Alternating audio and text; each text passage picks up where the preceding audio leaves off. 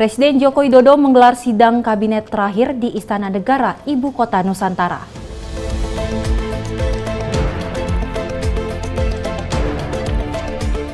Jelang pelantikan Presiden, Prabowo Megawati rencana bertemu.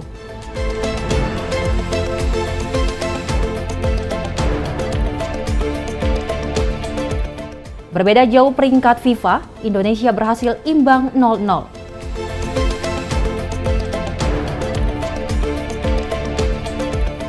Pesawat Trigana Air gagal take off di Serui.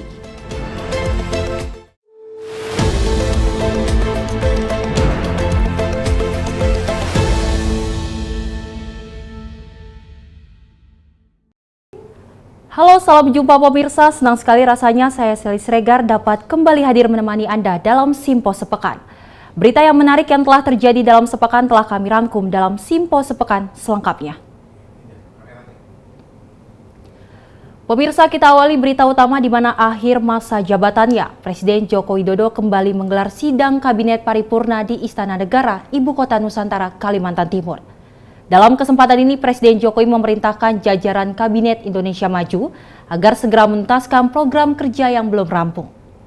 Presiden Joko Widodo menggelar sidang Kabinet Paripurna di Istana Negara, Ibu Kota Nusantara, Kalimantan Timur. Dalam sidang kabinet ini, Presiden Jokowi berpesan kepada jajaran Kabinet Indonesia Maju agar dapat segera merampungkan program kerja sebelum memasuki transisi pemerintahan baru. Jokowi juga menginstruksikan kepada menteri dan kepala lembaga dapat menyelesaikan sejumlah kendala di setiap instansi, sehingga nantinya tidak ada persoalan yang mengganggu pemerintahan baru yang akan datang. Lebih luas, dirinya meminta ke seluruh jajaran Kabinet Indonesia Maju untuk mendukung penuh program Presiden terpilih Prabowo Subianto dalam memuluskan proses transisi pemerintahan berjalan efektif. Segera tuntaskan di bulan terakhir ini program kerja utama yang sudah dimulai, baik yang berkaitan dengan serapan, yang berkaitan dengan administrasi pertanggungjawaban, serta kendala-kendala yang belum terselesaikan.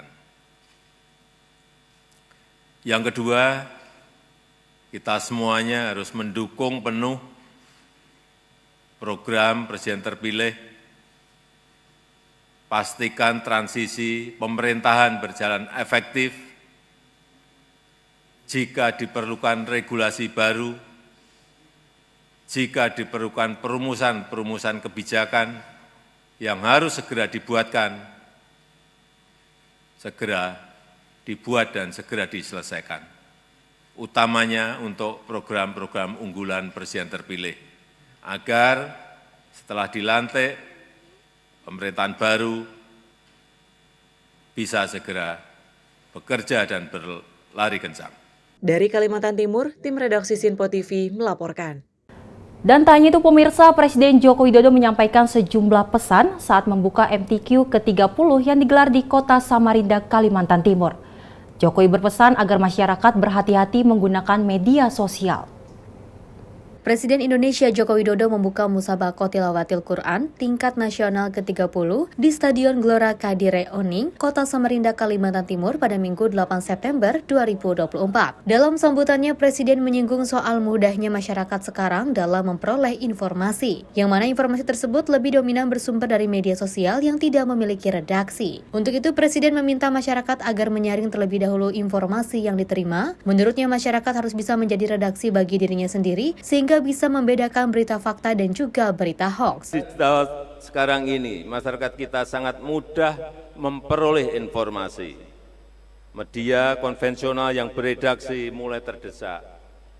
Yang dominan adalah media sosial, media online, dan semua orang bisa menjadi wartawan, citizen journalism, tanpa ada dewan redaksi. Oleh karena itu, setiap pembaca berita media sosial harus mampu untuk menjadi redaksi bagi dirinya sendiri. Harus mampu menyaring berita mana yang baik, berita mana yang tidak baik. Harus cek dan recheck mana yang benar dan mana yang hoax atau berita bohong. Oleh sebab itu, masyarakat sekarang ini butuh pegangan moral yang kuat, yaitu agama, Tim redaksi Sinpo TV melaporkan. Ketua DPP PDI Perjuangan Puan Maharani membenarkan rencana pertemuan Ketua Umum PDI Perjuangan Megawati Soekarno Putri dengan Presiden terpilih Prabowo Subianto. Pertemuan ini hanya bersilaturahmi sekaligus akan membahas banyak hal. Saat ditanya apakah pertemuan kedua tokoh itu berkenaan soal kemungkinan PDIP bergabung pada Kabinet Prabowo, Puan hanya menekankan soal silaturahmi. Puan juga tidak memberi kepastian kapan waktu pertemuan Megawati dan Prabowo. Namun ia mengisyaratkan pertemuan keduanya akan dilakukan sebelum pelantikan Prabowo sebagai presiden pada 20 Oktober mendatang. Cucu Bung Karno tersebut kembali menegaskan untuk saat ini belum ada rencana PDIP bergabung pada koalisi Prabowo. Meski begitu Puan memastikan komunikasi dengan Prabowo selalu berjalan baik. Silaturahmi penting, akan ada pertemuan insya Allah, iya. Bahwa akan ada pembicaraan sampai ke situ kita tunggu saja. Tidak tahu, tidak tahu. Kalau sudah pada waktunya pasti teman-teman media juga pasti masih terlalu jauh dan komunikasi udah kita lakukan kan. Saya juga sering ketemu Mas Prabowo di acara-acara Prabowo. Jadi ya selalu berkomunikasi, selalu bersilaturahmi. Dari Jakarta, Dio Malau, Sinpo TV melaporkan. Beralih ke berita selanjutnya, pemirsa, bakal calon gubernur dan wakil gubernur Jakarta Ridwan Kamil dan Suswono mengunjungi kediaman Gubernur Jakarta periode 1997 hingga 2007 Sutioso. Kedatangan RK dan Suswono disambut hangat oleh Sutioso dan pertemuan ini bertujuan untuk bersilaturahmi jelang gelaran kontestasi Pilkada Jakarta 2024. Dalam pertemuan dengan mantan Gubernur Jakarta Sutioso, bakal calon Gubernur Jakarta Ridwan Kamil membahas sejumlah isu. Salah satunya adalah terkait kemacetan hingga banjir. Mantan Gubernur Jakarta periode 1997 hingga 2007 Sutioso menyampaikan bahwa dirinya memberikan informasi tentang Jakarta kepada Ridwan Kamil dan juga Suswono. Selain itu, Sutioso juga mengatakan untuk menjadi pemimpin harus mahir dalam berkomunikasi kepada rakyat dan dengan pendekatan kemanusiaan. Lebih lanjut, Sutioso berharap jika RK dan Suswono terpilih menjadi gubernur dan wakil gubernur Jakarta, dapat melanjutkan program-program yang sudah dirintis gubernur sebelumnya. Dengan informasi yang ada, tentu saja saya berharap bisa menghandle dengan baik dan melanjutkan program-program yang sudah dirintis oleh gubernur-gubernur terdahulu. Sekali lagi, apabila beliau berdua nanti terpilih jadi gubernur dan wakil gubernur DKI Jakarta. Dari Jakarta, Zahra Amalia, Rona Bayu melaporkan dari Sinpo TV. Pemirsa, Bacagub Jakarta Ridwan Kamil menyampaikan ketua tim sukses pasangan Ridwan Kamil dan juga Suswono mengerucut kepada satu nama, yakni Ahmad Riza Patria. Kang Emil mengungkapkan Ahmad Riza Patria merupakan kandidat terkuat karena memiliki pengalaman memimpin Jakarta sebagai mantan wakil gubernur Jakarta. Nama mantan Wakil Gubernur Jakarta Ahmad Riza Patria mengerucut sebagai kandidat ketua tim sukses pemenangan pasangan Ridwan Kamil dan Suswono. Ahmad Riza Patria akan mengganti posisi Ahmad Syaroni yang sebelumnya digadang-gadang menjadi ketua tim sukses Rido atau Ridwan Kamil Suswono di Pilkada Jakarta. Emil menyampaikan pertimbangan memilih Ahmad Riza Patria sebagai kandidat ketua tim ses Rido dikarenakan Riza pernah menjabat sebagai Wakil Gubernur DKI Jakarta dan mempunyai sejumlah pengalaman dan memahami peta politik serta geografis hingga demografis di wilayah Jakarta. Emil juga menjelaskan alasan Ahmad Syaroni batal menjadi ketua tim ses Rido. Emil menyebut bahwa Syaroni memiliki penugasan di tingkat pusat. Dinamika di tim kami tidak sederhana ya, butuh kesepahaman sehingga kelihatannya mengerucutnya ke Pak Ahmad Riza Patria. Pertimbangannya hanya satu, beliau adalah mantan wakil gubernur. Jadi insya Allah paham peta Jakarta dari sisi geografis maupun demografis dan peta politik lokal Jakarta seperti apa. Jadi, tapi tunggu pengumuman resminya ya, nanti resminya akan diumumkan dengan struktur yang sudah lengkap. Saya sampaikan kan Kim Plus ini ada agenda-agenda di pusat juga, Mas. Jadi Pak Mas Syaroni setelah didiskusi lebih mendalam ternyata dapat penugasan spesifik di level pusat yang tentunya mungkin waktunya tidak bisa semaksimal kalau di lapangan, sehingga keputusan tadi menurut saya yang paling bijak. Dari Jakarta, Jihan Nabila, Rona Bayu, Sinpo TV melaporkan. Ya pemirsa, Bacagub Ridwan Kamil memastikan akan meneruskan rute bus Transjakarta hingga ke kawasan aglomerasi Jakarta seperti Bogor, Tangerang, dan Bekasi atau Botabek. Menurut Kang Emil, bus Transjakarta merupakan kebijakan sangat baik yang dicetuskan oleh Sutioso ketika menjabat sebagai Gubernur Jakarta.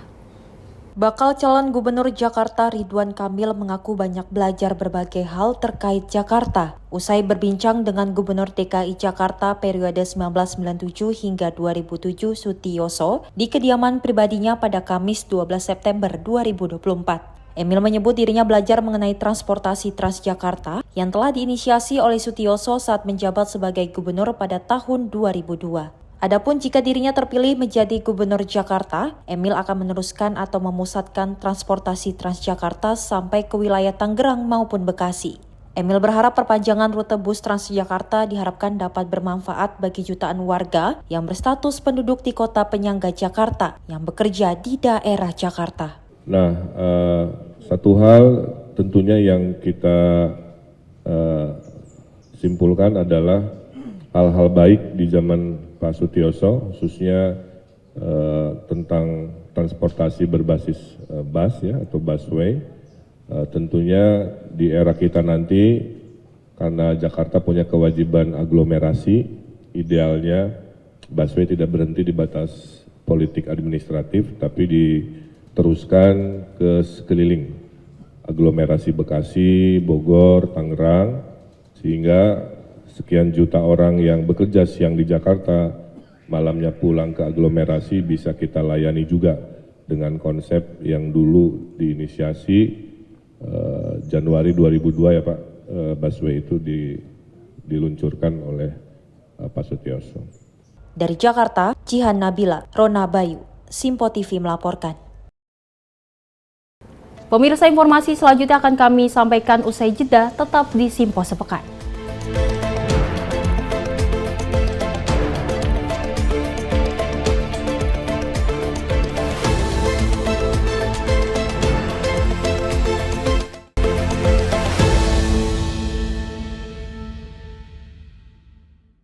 Kami hadir dengan rangkaian informasi dari berbagai penjuru dunia. Topik dan isu yang tengah menjadi sorotan mancanegara dikemas dengan lengkap untuk Anda.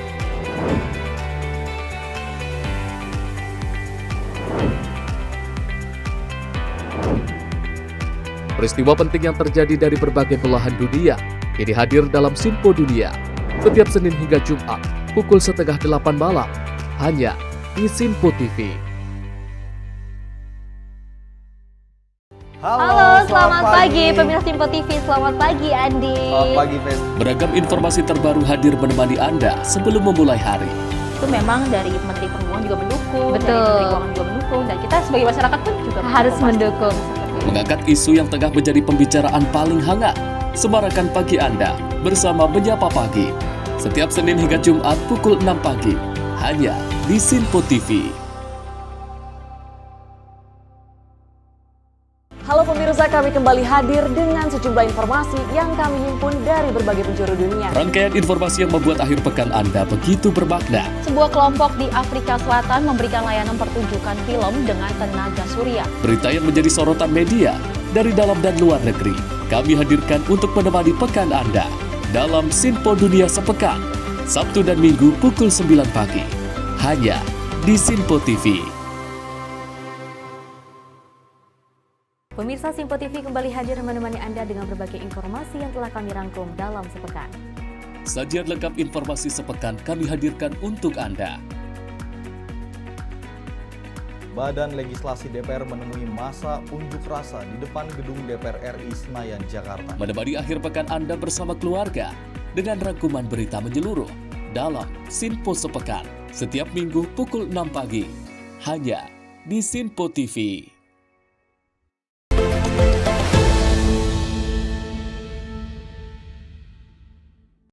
Terima kasih pemirsa, masih dalam Simpo Sepekan dan kita lanjutkan informasi di mana Partai Demokrat menggelar acara syukuran dalam rangka HUT Demokrat ke-23 tahun pada Senin 9 September 2024. Selain dalam rangka hari jadinya, Seluruh kader Demokrat juga turut memberikan ucapan selamat kepada Ketua Majelis Tinggi Partai Demokrat, Susilo Bambang Yudhoyono, yang juga berulang tahun ke-75 tahun. Partai Demokrat menggelar acara syukuran hari ulang tahun yang ke-23. HUT Demokrat ini juga bertepatan dengan hari ulang tahun Ketua Majelis Tinggi Demokrat Susilo Bambang Yudhoyono yang ke-75 tahun. Selain diisi berbagai hiburan, dalam syukuran ini SBY juga turut menunjukkan bakatnya dalam bernyanyi. Ketua Umum Partai Demokrat Agus Harimurti Yudhoyono menyampaikan, Susilo Bambang Yudhoyono bukan hanya seorang figur ayah, namun juga merupakan sosok yang memiliki peran penting bagi bangsa Indonesia.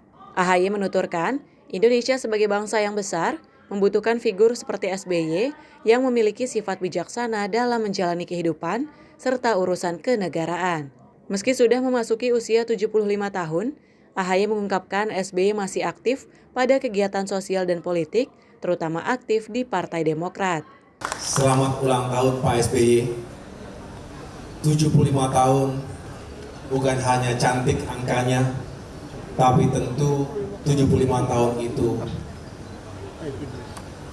merupakan sebuah perjalanan kehidupan yang panjang yang telah Bapak lalui dengan penuh sukacita, suka duka, jatuh bangun, kadang menghadapi ujian, tantangan, aral melintang, tapi Bapak telah membuktikan dengan nilai-nilai yang luhur, dengan karakter yang kuat, dengan niat dan tujuan yang baik, Bapak bisa menjadi salah satu putra terbaik bangsa ini.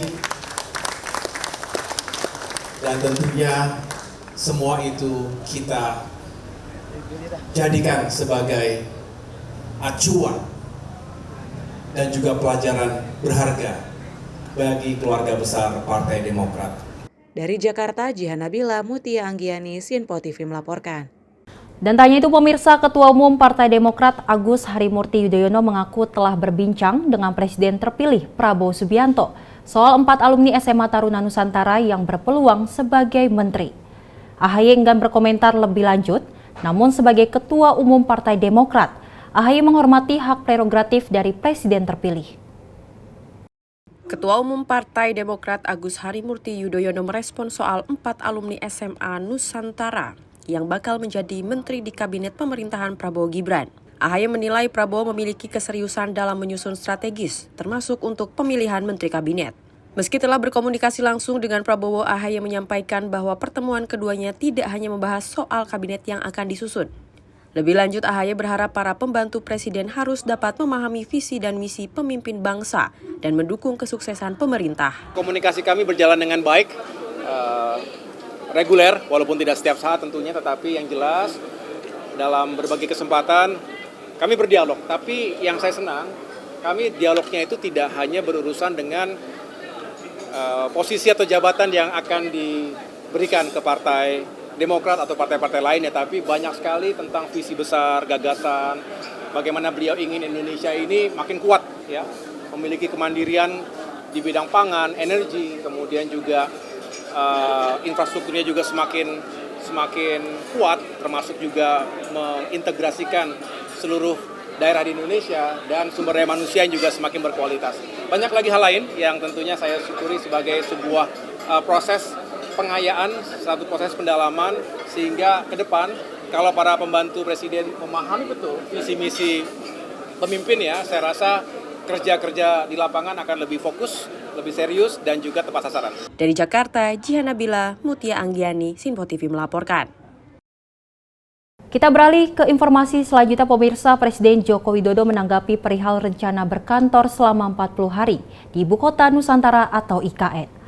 Presiden menegaskan bahwa dirinya tidak akan selalu berkantor di IKN, melainkan tetap akan melakukan kunjungan ke berbagai daerah di Indonesia. Hal ini disampaikan Presiden Joko Widodo saat ditanya awak media di sela kunjungan kerjanya di Sumatera Utara pada Selasa 10 September 2024. Presiden Jokowi menjelaskan bahwa selama berada di IKN, kegiatan yang dilakukan tetap berkegiatan dengan tugas pemerintahan, diantaranya agenda rapat dengan menteri, menerima tamu, serta groundbreaking atau peletakan batu pertama sejumlah investor yang masuk. Kepala negara juga memastikan bahwa meski beraktivitas di IKN, agenda Presiden tetap melakukan kunjungan ke berbagai daerah di Indonesia. Enggak. Saya muter ke daerah, hanya mungkin berangkatnya dari KN. Dari bandara yang lama atau yang baru, Pak? Ya, kita melihat kondisinya. Kalau bandara baru siap untuk bisa terbang ya dari bandara baru. Kalau enggak ya dari Balikpapan. Tim redaksi Sinpo TV melaporkan. Pemirsa, Wakil Ketua Komisi Pemberantasan Korupsi atau KPK Nurul Gufron tak lolos dalam tes profil asesmen pencarian calon pimpinan atau Capim Lembaga Anti Rasuah. Panitia seleksi mengklaim keputusan itu didasari masukan yang diterima. Pansel Capim KPK mengumumkan Nurul Gufron bersama 19 peserta lainnya dinyatakan tidak lulus tes penilaian profil. Dewas KPK memutuskan Nurul melanggar kode etik. Hasil putusan etik tersebut kemudian diberikan oleh Dewas KPK kepada Pansel KPK sebagai bahan pertimbangan. Ketua Pansel KPK menuturkan Pansel KPK mempelajari dan mengevaluasi semua masukan untuk mendapatkan pimpinan KPK dan Dewas KPK yang berintegrasi. Hal itu dinilai penting untuk memastikan citra KPK tetap baik ke depannya. Pemberantasan korupsi juga bisa dipertanyakan jika lembaga anti rasuah dipimpin orang bermasalah. Masukan kami pelajari, kami evaluasi ya, dan kami putuskan secara bersama-sama. Dari Jakarta, Tio Malau, Sinpo TV melaporkan. Pemirsa, Kementerian Pemuda dan Olahraga kembali menggelar pesta prestasi yang menjadi salah satu program direktif Menpora RI. Program pesta prestasi ini berfokus pada pemuda Indonesia untuk berinteraksi, meningkatkan kemampuan, hingga membentuk kepribadian. Usai sukses menggelar pesta prestasi tahun sebelumnya, Kementerian Pemuda dan Olahraga kembali menggelar program Pesta Prestasi 2024 Volume 7 dengan tema Fun and Fit Fest. Asisten Deputi Potensi Kemandirian Pemuda Kemenpora Tri Wirnano berharap kegiatan Pesta Prestasi dapat menjadi tempat pertemuan komunitas sehingga terjalin kolaborasi yang mampu memberikan dampak kepada pemuda-pemudi lainnya. Tak hanya itu, Kemenpora sebagai rumah pemuda Indonesia terus berkomitmen untuk pengembangan kreativitas anak muda yang berprestasi di tingkat nasional hingga kancah internasional. Harapannya juga dari pesta prestasi ini, teman-teman komunitas bisa bertemu, berbagi, dan melakukan kolaborasi dan jejaring-jejaring yang lebih produktif dan bermanfaat bagi anak muda lainnya. Dari Jakarta, tim redaksi Sinpo TV melaporkan. Dan tanya itu pemirsa, kunjungan kerja Menteri Koordinator Bidang Perekonomian Erlangga Hartarto ke Kanada dimaksimalkan dengan menggelar pertemuan bersama Senator Yuen Pao Hu. Dalam pertemuan bersama Yuen Pao Hu, Erlangga berharap kerjasama Indonesia-Kanada semakin kuat di berbagai bidang termasuk sektor energi baru terbarukan. Catatan pertumbuhan tersebut menunjukkan kerjasama ekonomi kedua negara berpotensi besar semakin erat. Sementara itu, Senator Yuen Pao Hu yang pernah menjabat sebagai CEO Asia Pacific Foundation of Canada menyambut baik apa yang disampaikan Menko Erlangga. Ia berharap Indonesia-Kanada Comprehensive Economic Partnership Agreement segera diselesaikan sehingga mampu menjadi katalis bagi peningkatan perdagangan dan hubungan ekonomi kedua negara. Yuen Pao Hu merupakan senator Kanada yang mewakili British Columbia sejak 2016. Negara bagian ini memainkan peran penting dalam memperkuat ekonomi nasional Kanada dengan PDB sekitar 350 miliar dolar Kanada pada tahun 2022 yang merupakan 13% dari total PDB Kanada. Nilai ekspor British Columbia mencapai sekitar 50 miliar dolar Kanada dengan produk utama seperti kayu, batu bara, dan teknologi bersih. Sementara investasi asing langsung mencapai sekitar 15 miliar dolar Kanada. Tim redaksi Sinpo TV melaporkan. Pemirsa, kami akan kembali usai jeda, pastikan Anda tetap di Sinpo Sepekan.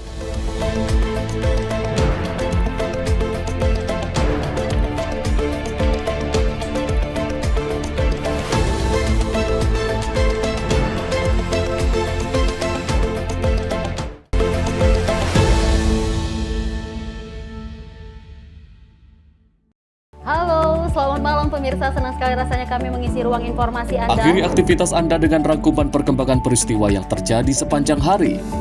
Sebelumnya kita saksikan ada sekitar 3.000 tamu undangan, sementara di Ibu Kota Nusantara ini ada sekitar 2.000 tamu undangan. Rangkaian informasi nasional dan mancanegara dirangkum sebagai penutup hari dalam Menyapa Malam. Setiap Senin hingga Jumat pukul 8 malam, hanya di Sinpo TV. kami kembali hadir dengan sejumlah informasi yang kami himpun dari berbagai penjuru dunia. Rangkaian informasi yang membuat akhir pekan Anda begitu bermakna. Sebuah kelompok di Afrika Selatan memberikan layanan pertunjukan film dengan tenaga surya. Berita yang menjadi sorotan media dari dalam dan luar negeri, kami hadirkan untuk menemani pekan Anda dalam Sinpo Dunia Sepekan, Sabtu dan Minggu pukul 9 pagi, hanya di Sinpo TV. Kami hadir dengan rangkaian informasi dari berbagai penjuru dunia. Topik dan isu yang tengah menjadi sorotan mancanegara dikemas dengan lengkap untuk Anda.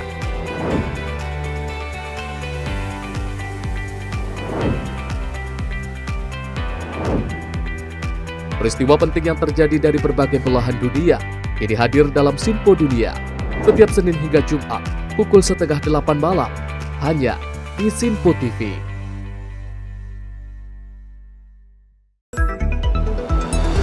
Jadilah yang pertama mengetahui perkembangan terkini seputar informasi dari lembaga parlemen. Punya data nasional, tidak ada satupun backup berarti kan?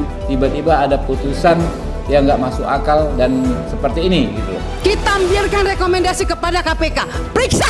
Kami hadirkan informasi paling akurat untuk mengawal setiap informasi dalam rapat komisi dan paripurna. Tentunya bersama saya Andi Rezaldi yang telah kami rangkum dalam program Sinpo Parlemen. Saya Arif Tufan. Saksikan Sinpo Parlemen setiap Sabtu pukul 6 pagi hanya di Sinpo TV.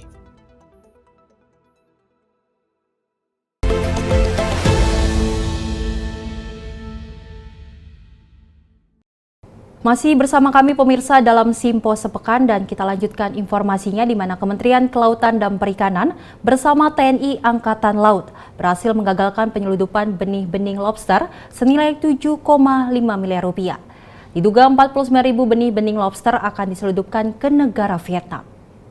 Sejumlah barang bukti diamankan oleh petugas Kementerian Kelautan dan Perikanan bersama TNI Angkatan Laut dalam penggerebekan yang dilakukan di Kecamatan Parung Panjang, Kabupaten Bogor, Jawa Barat. Selain mendapatkan ribuan benih-benih lobster, barang bukti berupa tabung oksigen dan wadah untuk BBL juga diamankan oleh petugas. Diduga, di lokasi Parung Panjang merupakan tempat yang digunakan untuk transit dan packing sebelum diselundupkan oleh pelaku. Dalam kasus ini, sebanyak 6 orang diamankan serta 49.000 benih-benih lobster yang mencapai 7,5 miliar rupiah. Dari hasil penyelidikan, BBL akan diselundupkan ke negara Vietnam melalui jalur udara. Tanggal 5 September atau hari Kamis yang lalu, Pengawas Perikanan dan TNI Angkatan Laut melakukan penggerebekan aktivitas penyegaran dan packing host BBL. Jadi ini alat-alat inilah yang diambil sebagai barang bukti di rumahnya. Jadi di rumahnya ini para pelaku tersebut ketika habis membawa dari nelayan disegarkan dulu di rumah ini supaya lebih dia tahan untuk dibawa untuk diselundupkan ke luar negeri. Pada pukul 4 dini hari pagi berhasil diamankan 6 pekerja packing dan BBL sebanyak 49.700-an, kemudian nilainya itu kurang lebih sekitar 7,5 miliar. Selanjutnya, operasi tersebut akan terus dilakukan Kementerian Kelautan dan Perikanan bersama TNI Angkatan Laut. Tidak hanya untuk mengurangi jumlah kasus penyelundupan benih-benih lobster, kesehatan ekosistem laut juga menjadi prioritas dalam kegiatan ini. Dari Jakarta, Dio Malau, Sinpo TV melaporkan. Pemirsa, pelatih Timnas Indonesia Shin Tae-yong berharap masyarakat Indonesia memenuhi Stadion Utama Gelora Bung Karno saat pertandingan melawan Australia besok. Harapan ini terpenuhi hingga Indonesia mendapatkan 1 poin melawan Australia. 좀 더 지켜봐 주시고 한 경기 한 경기 최선을 다할 것이다. 그리고 우리가 호주랑 개백가에서 있는 홈 경기에서 우리 팬들이 찾아와 주셔서 상대를 압도할 수 있는 응원을 해주시고 우리 개개인 선수들한테 응원의 메시지를 해주시면 저 또한 힘을 얻고 우리 선수들 힘을 얻고 분명히 좋은 성적을 낼 수 있게끔 최선을 다하도록 하겠습니다. Pemirsa, keberhasilan Timnas Indonesia menahan imbang Australia dengan skor 0-0 tak terlepas dari peran supporter Indonesia yang sangat militan. Antusiasme masyarakat Indonesia diyakini menjadi penyemangat dan kekuatan tim Garuda Baik pemirsa Sinpo TV, di mana tadi kita telah menyaksikan pada malam ini yaitu pertandingan laga antara Indonesia melawan Australia yang berakhir dengan skor imbang menjadi 0-0. Dan itu tidak menyurutkan semangat dari para supporter Indonesia dalam mendukung berlaganya Indonesia melawan Australia. Dan tidak hanya itu saja, banyak dari supporter Indonesia yang jauh-jauh rela nih yang datang hanya untuk mendukung atau menyaksikan langsung, memberikan dukungan kepada pemain Indonesia untuk melawan Australia. Ini sebelah kiri saya sudah ada salah satu supporter Indonesia yang datang langsung menyaksikan di Stadion Gelora Bung Karno. Oke Mas, boleh perkenalkan nama sebelumnya Mas? Saya Maki. Kalau Mas? Saya Bilhaki. Kalau Mas dari mana nih Mas? Dari Surabaya. Dari Surabaya, berarti dari jauh-jauh nih dari Surabaya hanya untuk mendukung Indonesia. Oh iya jelas. Mas, sedikit Mas untuk pertandingan malam ini Mas. Kalau dari saya sih untuk pertandingan malam ini melawan Australia cukup sengit ya, karena banyak beberapa peluang dari kedua tim yang walaupun belum bisa tercipta gol, tapi banyak pertarungan di lini tengah gitu. Ada nggak sih sedikit masukan buat timnas Indonesia? Kalau dari saya sih ini ya, lancarin buat chemistry aja sih. Soalnya tadi ada beberapa miskomunikasi kalau dari saya lihat dari beberapa pemain. Tapi sebetulnya secara overall ada peningkatan sih dari tahun-tahun sebelumnya. Apa nih harapannya untuk ke depan?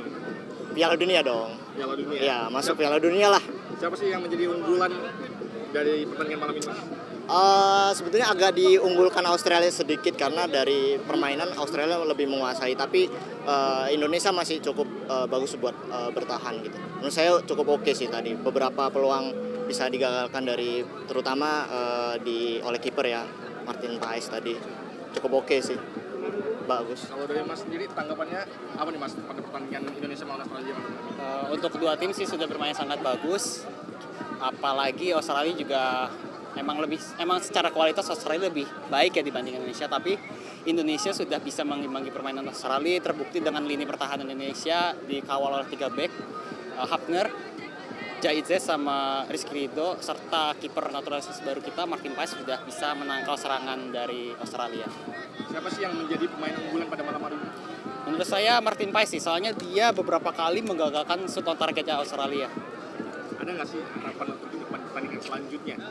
Harapannya yang jelas lolos Piala Dunia, tapi untuk secara pertandingan semoga permainan Indonesia bisa lebih baik, khususnya pada saat serangan balik, sama shoot on targetnya juga lebih naik, dan tendangan jarak jauh juga penting sih, sama finishing akhir.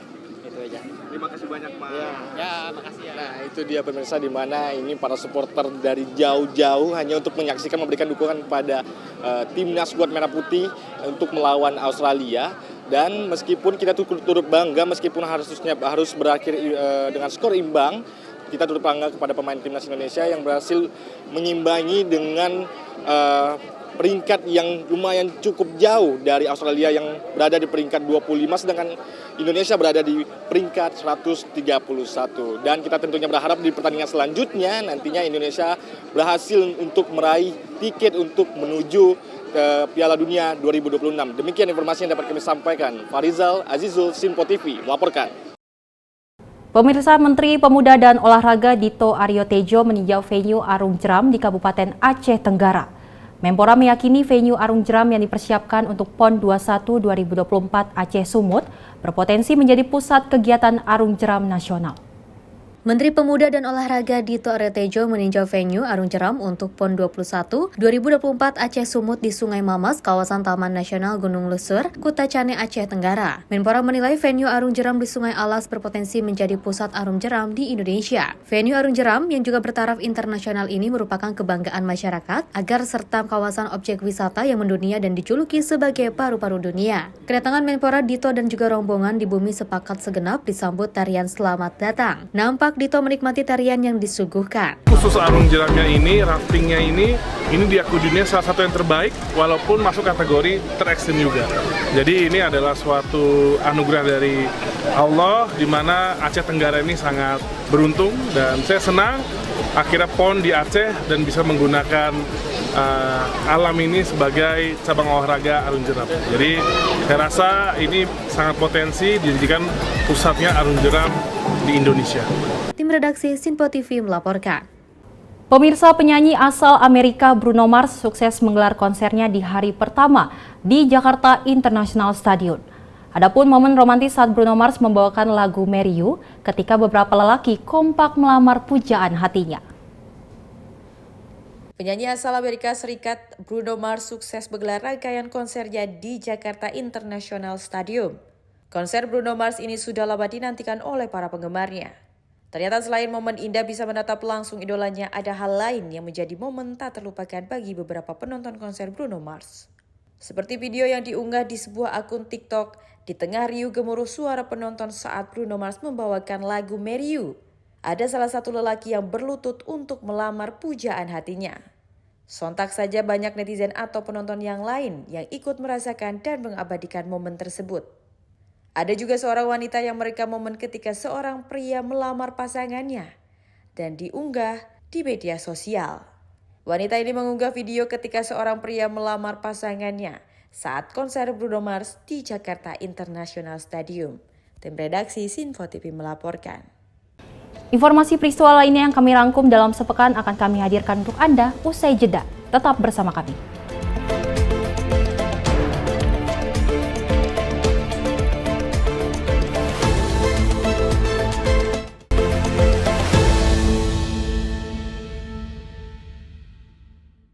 Kami hadir dengan rangkaian informasi dari berbagai penjuru dunia. Topik dan isu yang tengah menjadi sorotan mancanegara dikemas dengan lengkap untuk Anda.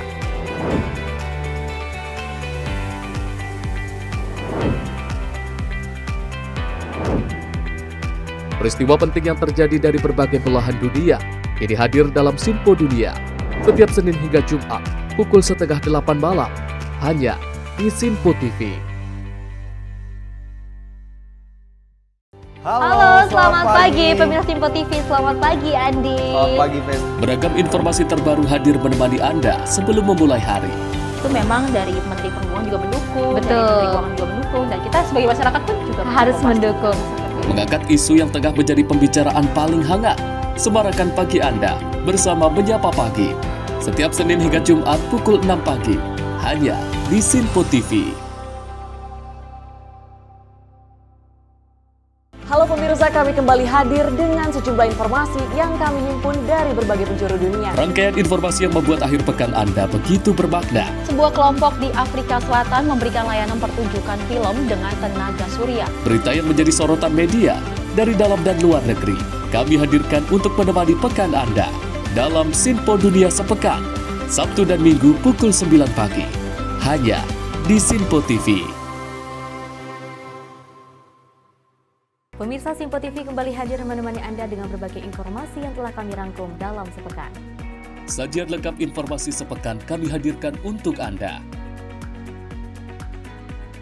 Badan Legislasi DPR menemui masa unjuk rasa di depan gedung DPR RI Senayan, Jakarta. Menemani akhir pekan Anda bersama keluarga dengan rangkuman berita menyeluruh dalam Sinpo Sepekan setiap Minggu pukul 6 pagi hanya di Sinpo TV.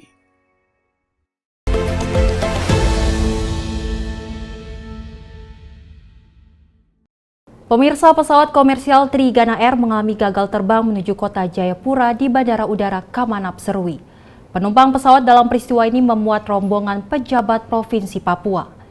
Penyebab pesawat Trigana Air gagal terbang dikarenakan mengalami ban pecah di runway saat hendak take off. Pesawat komersial Trigana Air dengan nomor registrasi PKYSP dengan tipe ATR 42500 mengalami tragedi gagal terbang di Bandara Kamanap, Distrik Kosiwo, Kabupaten Yapen, Provinsi Papua pada Senin pagi. Diduga pesawat tersebut membawa sejumlah penumpang pejabat Papua. Melalui video amatir yang beredar di media sosial, tampak pesawat komersil tersebut tergelincir hingga keluar jalur di ujung bandara. Sekitar 42 penumpang serta 6 kru kabin pesawat yang berisikan istri PJ Gubernur berada di dalamnya. Berdasarkan keterangan dari stakeholder PT Angkasa Pura I Bandara Sentani, Surya Eka mengatakan bahwa insiden ini terjadi pada pukul 11:54. Penyebab pesawat gagal terbang dikarenakan mengalami pecah ban. Setelah ban pesawat pecah, tidak bisa terbang dan langsung kembali ke apron Bandara Sentani untuk dilakukan perbaikan. Meskipun mengalami kerugian besar karena pesawat mengalami rusak parah, namun dalam peristiwa ini tidak ada korban jiwa. Dari Jakarta, tim redaksi Sinpo TV melaporkan. Pemirsa, viral di media sosial, belasan ekor paus pilot ditemukan mati terdampar di Pantai Liliweri, Nusa Tenggara Timur. Masing-masing paus terdampar dengan jarak 10 hingga 15 meter dan ditemukan banyak bekas luka di dalam tubuhnya. Belasan paus pilot Globicaphala macrorhynchus ditemukan mati terdampar di Pantai Liliwera, Desa Purnama, Kabupaten Alor, Nusa Tenggara Timur. Dinas Kelautan dan Perikanan dibantu masyarakat dan personel kepolisian mengubur paus pilot tersebut pada 7 September Sabtu sore. Kepala Cabang Dinas Kelautan dan Perikanan Wilayah Kabupaten Alor NTT Muhammad Saleh Goro sampaikan, paus yang terdampar berjumlah lebih kurang 50 ekor, 17 ekor paus diantaranya telah mati dengan jarak masing-masing sekitar 10 hingga 15 meter. Diketahui beberapa bagian tubuh paus ditemukan luka diduga akibat terkena gesekan batu karang yang ada di pesisir Pantai Liliweri tempat terdamparnya paus tersebut. Hingga kini diduga paus pilot lain yang mati hanyut terbawa arus ke tengah lautan saat air laut pasang. Goro juga menambahkan sebelum paus pilot dikubur, tim mengambil sampel untuk diserahkan ke UPTD Pengelola Taman Perairan Kepulauan Alor. Pengelola Taman Perairan Kepulauan Alor dan dikirim ke laboratorium di Bali untuk penelitian penyebab kematian paus. Tim redaksi Sinpo TV melaporkan. Informasi tadi pemirsa sebagai penutup jumpa kita kali ini. Tetap saksikan Sinpo Sepekan hanya di Sinpo TV. Saya Selis Regar dan kru yang bertugas pamit undur diri. Terima kasih. Happy long weekend.